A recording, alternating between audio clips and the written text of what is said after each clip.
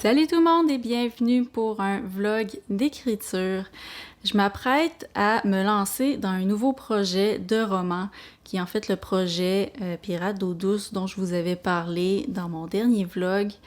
Et j'avais envie de documenter mon processus de création, de l'idéation jusqu'à la publication à la fin et de vous le présenter sous forme d'une série de vlogs.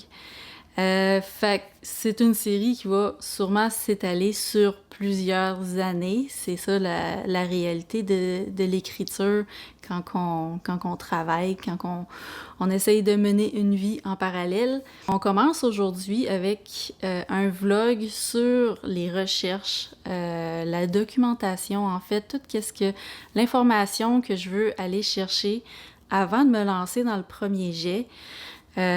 Pour faire mon world building, créer mon univers, aller chercher des informations aussi, parce que le projet Pirates d'eau douce, ça va être, c'est la première fois que je me lance là-dedans, ça va être une science-fiction, un roman d'anticipation, donc ça se passe dans le futur. Fait que j'ai certains éléments sur lesquels je dois aller m'informer avant de me lancer dans le bain, avant de me lancer dans l'écriture. J'ai déjà commencé l'idéation ce printemps, au mois de mai. J'ai une bonne idée de qui vont être mes personnages. J'ai un début de plan, environ 4 chapitres là, de ligne générale là, de qu'est-ce qui va se passer au début de l'histoire. Mais là, c'est ça. Avant de me lancer dans l'écriture du premier jet au mois de novembre, je veux être sûre d'accumuler assez d'informations, en fait, sur certains sujets spécifiques qui vont concerner mon histoire. Puis là, vu que c'est l'été, je trouve que c'est le moment idéal. Je suis en vacances, fait que je vais pouvoir aller visiter des endroits que je peux pas normalement quand je suis en train de travailler. Tous les musées puis les trucs historiques sont tous ouverts présentement. Fait que c'est le timing idéal là, pour commencer à faire mes recherches. Comme c'est un roman d'anticipation qui se passe au Témiscouata, c'est des pirates, ça va être des contrebandières. Il va avoir beaucoup les enjeux d'environnement, d'écologie, les espèces menacées, les espèces envahissantes qui vont venir impacter dans mon univers, en fait. Fait que même si j'écris un univers qui se veut le plus réaliste possible, qui se veut le plus fidèle à ce qu'on pourrait vivre dans 5 ou 20 ou 30 ans, j'ai quand même du world building à faire au travers de tout ça. Fait que les recherches vont aussi un peu servir à ça. J'avais pensé, en partant, essayer de trouver peut-être des livres. Fait que je me suis rendue à la librairie pour trouver des livres sur la navigation. Ça n'a pas été très fructueux. Ils m'ont orientée vers la bibliothèque, chose que ça me surprenait que j'aie pas pensé. Mais là, c'est ça, je suis à Desjolies, en vacances, chez mes parents, puis tantôt, j'étais en train de me brosser les dents, puis je suis passée devant leur bibliothèque. Puis, j'avais pas pensé à ça, mais mes parents, ils ont beaucoup d'ouvrages, autant sur l'histoire de la région que sur la navigation. C'est sûr qu'ils ont fait un bon ménage dans les dernières années, mais je vais commencer mes recherches carrément dans la bibliothèque chez mes parents, aller essayer de trouver des livres qui pourraient me guider. Ça va être ça mon point de départ pour mes recherches, cette période de recherche-là. Je vous emmène avec moi cet été à la découverte d'informations qui vont peut-être m'inspirer à écrire le projet Pirates d'eau douce.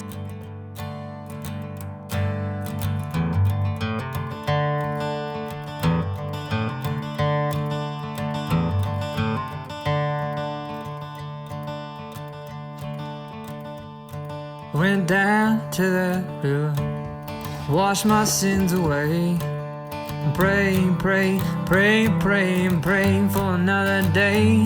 I went down to that river, washed my sins for free. The devil's on the other bank, staring back at me. I'm a dead man walking, I'm a dead man walking, I'm a dead man.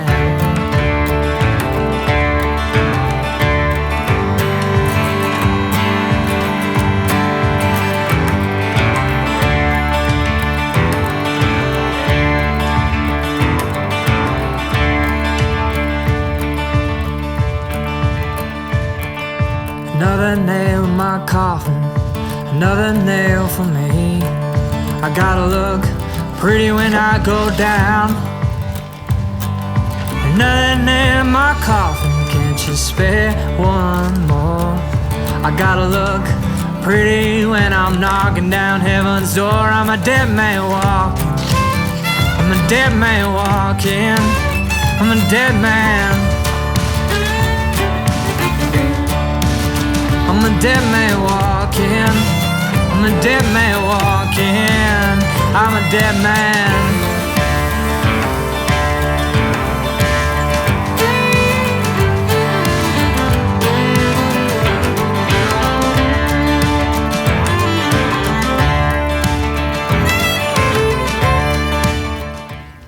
Comme vous pouvez le voir, je suis de retour à la maison pour quelques jours. Finalement, hier, ma petite recherche dans la bibliothèque chez mes parents s'est avérée très fructueuse. J'ai trouvé plusieurs livres, autant sur l'histoire du Témiscouata que sur la navigation. J'ai trouvé entre autres 2 livres sur la voile qui sont très complets, très détaillés. J'avais aussi oublié que mon père, dans les dernières années, il a été passé son brevet de capitaine. Fait qu'il y a un livre, le livre qui est comme à peu près une grosse brique ça d'épaisse qu'il avait utilisé pour son cours. Fait que la façon dont je procède, en fait, c'est que je fais vraiment un inventaire de tout ce que je pourrais avoir de disponible et à quel endroit. Fait comme ça, mais que j'ai besoin de trucs plus spécifiques un petit peu, je vais être bonne pour me référer, aller chercher le bon ouvrage au bon endroit. Je me trouve vraiment drôle d'avoir eu le premier réflexe d'aller à la librairie alors que j'avais tous ces ouvrages-là à ma disponibilité. Puis encore là, j'ai même pas été voir à la bibliothèque encore. C'est ce que je m'apprête à faire aujourd'hui. Je vais profiter du moment que je suis à Rivière-du-Loup pour aller faire un petit tour à la bibliothèque, voir qu'est-ce que je pourrais trouver de plus pour mes recherches.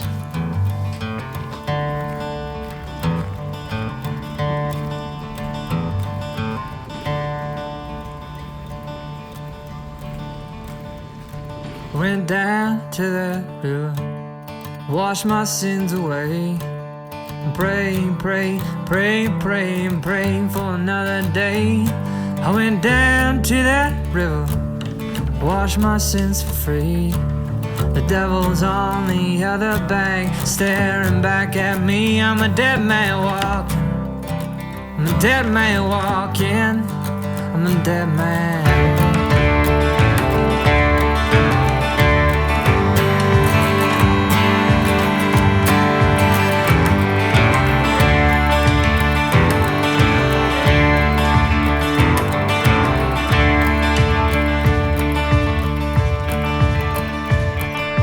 Another nail in my coffin, another nail for me. I gotta look pretty when I go down. Another nail in my coffin, can't you spare one more? I gotta look pretty when I'm knocking down heaven's door. I'm a dead man walking, I'm a dead man walking, I'm a dead man. I'm a dead man walking, I'm a dead man walking, I'm a dead man.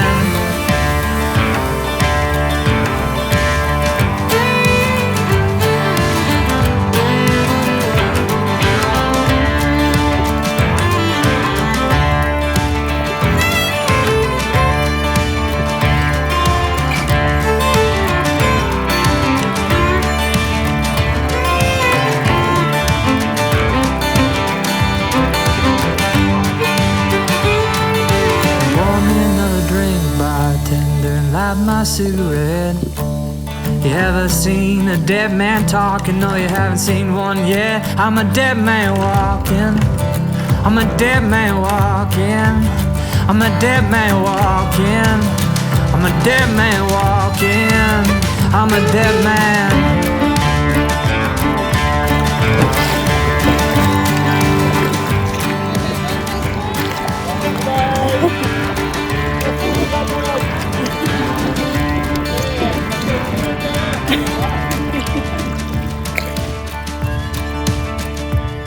I went down to that river, wash my sins for free.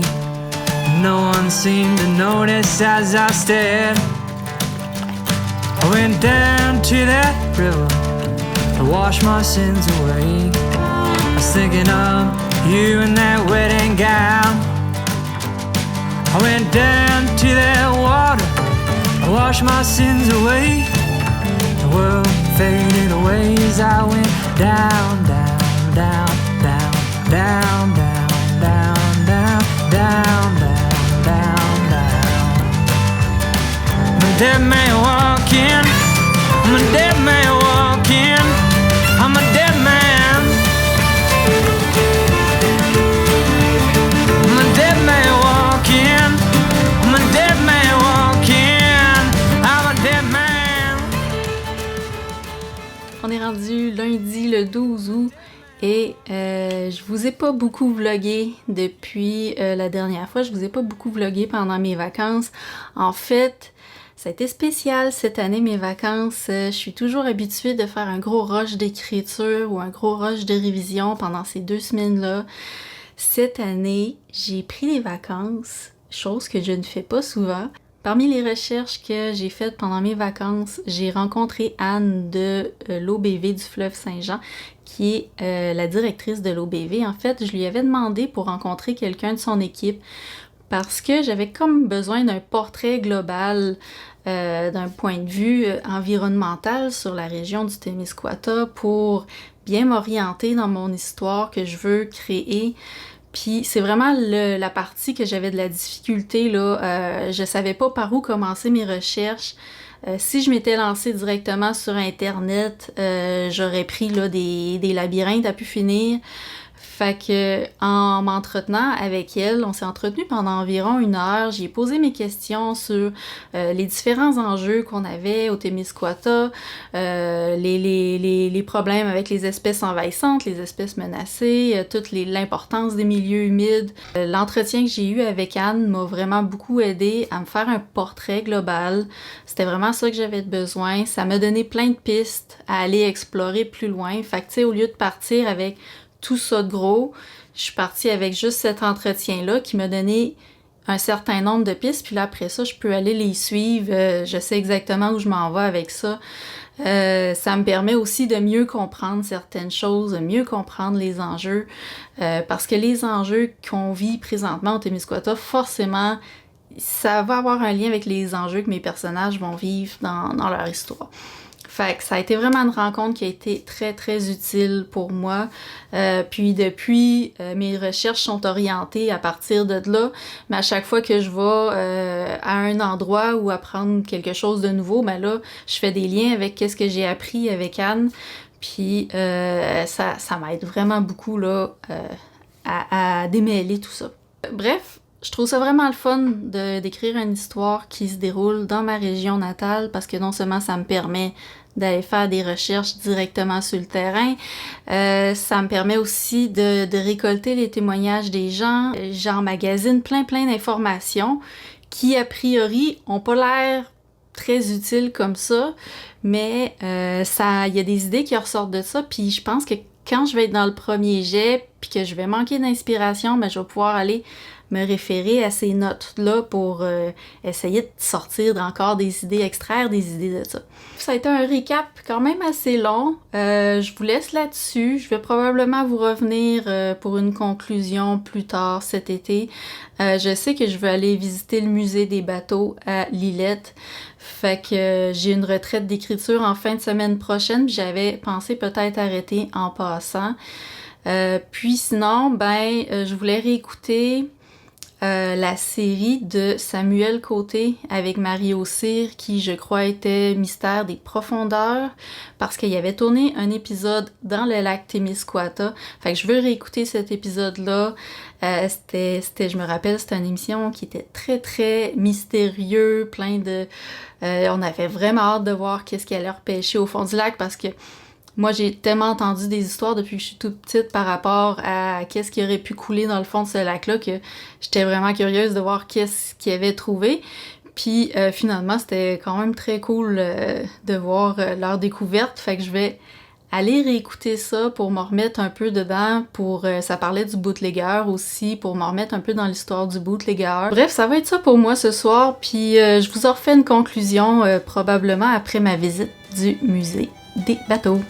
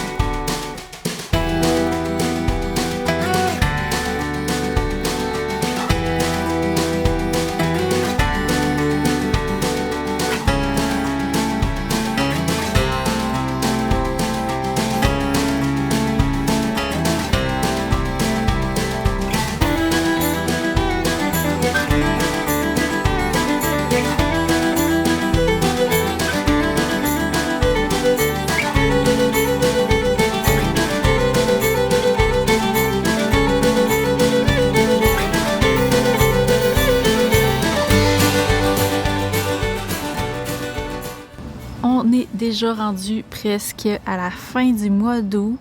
Je trouve que c'est un vlog qui s'étire un petit peu, mais en même temps, c'est ça les recherches. C'est ça qui fait partie du processus. Ça fait déjà une semaine que j'ai été visiter le musée à Lillette. Et en fait, c'était pas le musée du bateau, mais c'était le musée de la navigation avec des bateaux-musées, c'est-à-dire des bateaux qu'on peut visiter, qui sont comme des musées. Ça a été très, très intéressant comme visite. La seule petite erreur que j'ai fait, c'est que j'ai vraiment pas assez prévu de temps pour visiter cet endroit-là. Je m'étais dit à peu près 1 heure, 1 heure et demie, j'allais faire le tour, j'allais avoir toute l'information dont j'ai besoin. J'ai passé 3 heures, puis à la fin, là, j'étais vraiment comme... Je prenais des photos des panneaux pour les lire un peu plus tard. J'aurais pu facile passer une journée là. En plus, il y a un café sur place. Tu sais, j'aurais pu comme juste arriver là avec mon ordi, faire la visite, après ça, aller écrire mes notes tranquillement. Honnêtement, c'est un super de beau musée à visiter. J'ai pas trouvé d'informations sur le type d'embarcation spécifique que je cherchais, mais par contre, j'ai vraiment accumulé beaucoup d'informations sur tout qu'est-ce qui est la culture maritime, sur la fabrication des embarcations aussi, sur la façon dont ils sont faits. Puis la visite du bateau Ernest Lapointe était très, très inspirante. Mon moment préféré de cette visite-là était définitivement de descendre dans la cale du bateau pour visiter la salle des machines. Je vous dis que j'étais dans mon élément à ce moment-là. On descendait, puis on faisait comme « Ah, cool, on peut voir les moteurs », puis là, tu descendais d'un autre palier, puis d'un autre palier, puis après ça, tu arrivais en bas, dans le fond de la cale, puis tu pouvais aller en arrière, voir les boilers. Écoute, moi, j'ai juste capoté de voir ça. Faut vraiment que j'y retourne éventuellement. Fait que bref, c'est aujourd'hui que j'ai décidé de conclure ce vlog-là, même si mes recherches sont pas encore terminées. Parce que, évidemment, ça va se poursuivre jusqu'à l'écriture du premier jet que j'ai prévu en novembre. Ça va se poursuivre encore après. Tu sais, c'est tout le temps un processus continu, les recherches. J'ai relu un petit peu mes notes que j'ai accumulées depuis le début. J'ai relu mes notes de quand j'avais rencontré Anne de l'OBV. Puis j'y avais posé la question, c'est quoi pour toi le meilleur scénario pour l'avenir du lac Témiscouata? Puis elle m'avait parlé de l'importance des personnes qui se rassemblent, tu sais, qui s'unissent dans un but commun qui est d'améliorer les milieux naturels. Puis ça me revient beaucoup en tête, puis ça m'appelle beaucoup. Puis je pense que c'est cet angle-là que je vais prendre pour mon roman. J'ai beaucoup écrit des trucs sombres dans les dernières années. Ces machines que nous devenons étaient dans le pessimisme absolu. La suite du Berger des loups aussi, j'ai fait c'est un truc de dark fantasy, fait que c'est un truc qui est très obscur aussi.